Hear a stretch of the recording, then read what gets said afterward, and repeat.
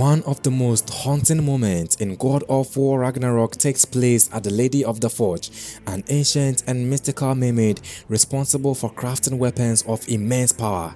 As Kratos and Brok stand before her, something strange happens, or rather something doesn't happen.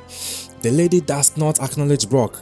She doesn't look at him, doesn't react to his words, and treats him as if he isn't even there. But this isn't some mere oversight or rudeness on her part, no. This moment is far darker than it first appears. It's a subtle but devastating truth hiding in plain sight. And when you realize why the Lady of the Forge completely ignores Brok, the scene becomes one of the most chilling moments in the game. So let's break it down. Why does she refuse to acknowledge Brok? What does it mean for his existence? And how does it foreshadow one of the most heartbreaking moments in the entire story? In order to understand this eerie moment, we need to go back, and I mean way back, to a tragic event that shaped Brok's fate long before he even stepped foot in the Lady's Forge. You see, Brok actually died. At one point in the past, he lost his life, and his brother Sindri was unable to accept it. In his grief, Sindri did something desperate. He sought a way to bring Brok back, but in doing so, he made a fatal mistake. Sindri was able to retrieve Brok's soul from the depths of the Lake of Souls, but he only recovered 3 out of 4 fragments of it. This means that Brok was revived, yes, but not entirely. A part of him was missing, a piece of his very existence lost forever. At first, Brok had no idea this had even happened.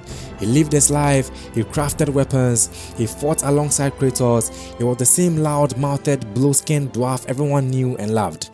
But something wasn't right. Because in the laws of Norse universe, an incomplete soul is not just a minor flaw, it's a catastrophic one. A person with an incomplete soul is neither fully alive nor truly dead, more like a zombie, right? They exist in a kind of limbo, a state that defies the natural order. And while mortals like Kratos and even gods like Thor might not notice, divine beings, those connected to the spiritual realms, can see the truth. Or rather, in Brok's case, they can't see him at all. Now let's talk about her, the Lady of the Forge. This mermaid-like figure isn't just a skilled smith, she's an otherworldly being. She exists outside the mortal realm in a way few others do, and her perception of the world is vastly different from that of humans, dwarves, or even gods. When Kratos and Brok approached her, she acknowledges Kratos only. She sees Kratos, yes, but Brok, she acts as if he isn't even there at all. And this is where the truth becomes terrifying. The Lady of the Forge does not speak, not because she chooses not to, but because she literally cannot communicate with something that does not truly exist in her perception of the world.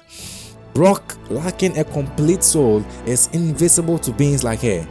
To her, he is nothing, just an empty presence that should not be standing before her in the first place. In this moment, Brok doesn't understand why she won't look at him, why she won't respond.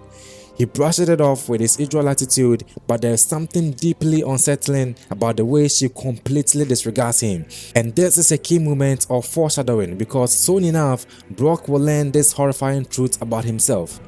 Later in the game, this seemingly small moment takes on a devastating new meaning. When Brok finally learns that he was revived without his full soul, it shakes him to his core.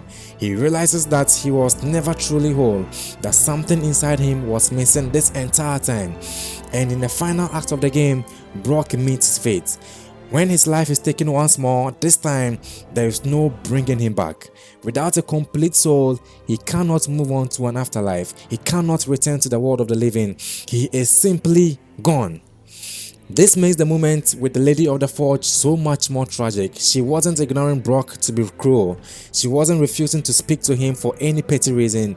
No, she was showing us in the most subtle way possible that Brok was already doomed, that he had been living on borrowed time, and when that time ran out, there was no second chance.